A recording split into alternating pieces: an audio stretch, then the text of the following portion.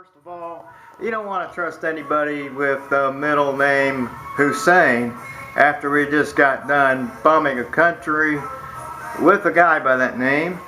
We've been warning you for years about this guy, but the truth is that there's many that wouldn't listen. But for those of you that are willing to wake up, many of the things that critics of Barack Obama have said over the years have held to the test of time. Failure to act on the lessons of history, that should be enough to bring us around, but unfortunately not. There's a long history of takeovers of healthcare by dictators all around the world.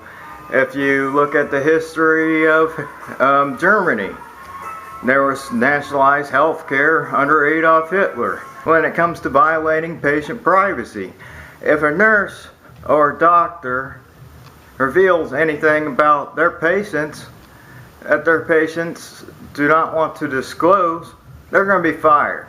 Here we are with people in the IRS that are revealing healthcare information to places like Planned Parenthood, even the website itself, source code. It says this information may not be secure. Do so at your own risk. There's this whole other thing about the rates doubling or tripling. All we hear about is cheaper healthcare that's affordable for all families. And here we see things going through the roof, just like we had said. History has proven that whenever you let the government be in charge of a system, costs only go up. Contractees that work with government always want to inflate the price because they think there's unlimited money for the American people to pay more. Do our politicians value our money at all?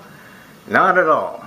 If you look at the realist approach to dismantling Obamacare, until we get rid of the establishment plantation in Washington, that's not going to happen. Republican, Democrat, not going to happen.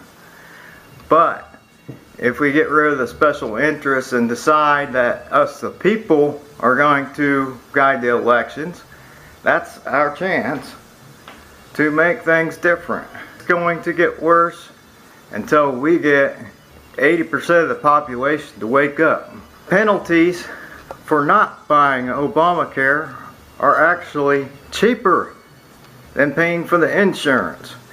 If you can imagine that, you are actually better off getting slapped on the hand and robbed and taxed than you are buying what they're trying to sell you.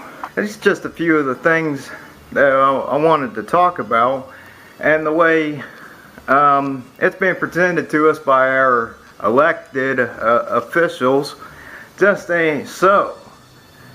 So you gotta tell me who's telling the truth, who's being honest. It sure isn't coming from Washington. But till next time, I'll see you later. And the law works. That's why we fought so hard to pass this law, to save folks like John money. To give people who don't have health insurance the chance to get it for the first time. To lift from the American people the crushing burden of unaffordable health care. To free families from the pervasive fear that one illness. There you go. You okay? I'm right here. I got you. Yeah. No, you're okay. This happens when I talk too long. You'll be okay. Here, why don't you go ski on it? Yeah. Come on.